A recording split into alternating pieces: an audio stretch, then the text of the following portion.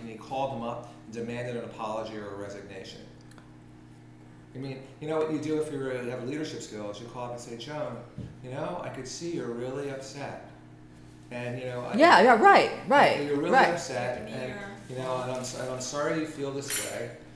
But I think that, you know, I'd like to understand this a little bit better.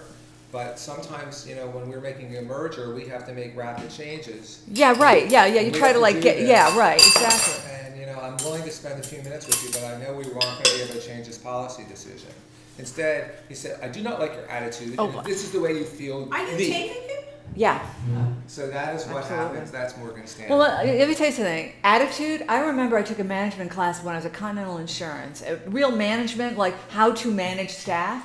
And one of the chapters, one of the sessions was devoted to you never, ever go to an employee and criticize their attitude. Their attitude is symptomatic. You cannot address an employee's attitude. You find out what the cause is. It's never attitude. And this is how what fucking amateurs are running companies these days. Right. That's a fucking amateurish fucking statement, and it stands. And it's like, don't you fucking understand that management is a skill just like anything else? It's not because I say so, fucking school of management. It's you actually have to coordinate people's activities to get an optimal result. I mean, it's fucking, otherwise you're like fucking superfluous. Who fucking needs you? Don't get me started. Fucking you know, assholes. But Ross's textbook on this topic says like what we were saying, you know, that they used a temple. The woman went to Cal Berkeley, his teacher.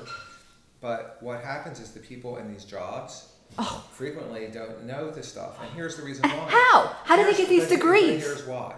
What do they teach them now? Here's what happens.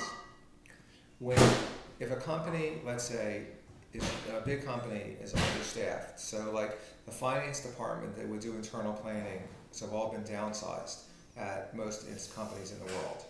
So what happens is you have very lean functional support people for the decision makers.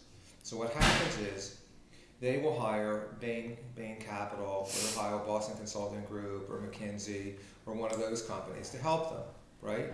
Really? So what happens is, who does McKinsey go? That's more profit. McKinsey goes and hires like the guy who gets an A in every class, and there's no leadership skills. Zero. So they hire these guys that are all like could get like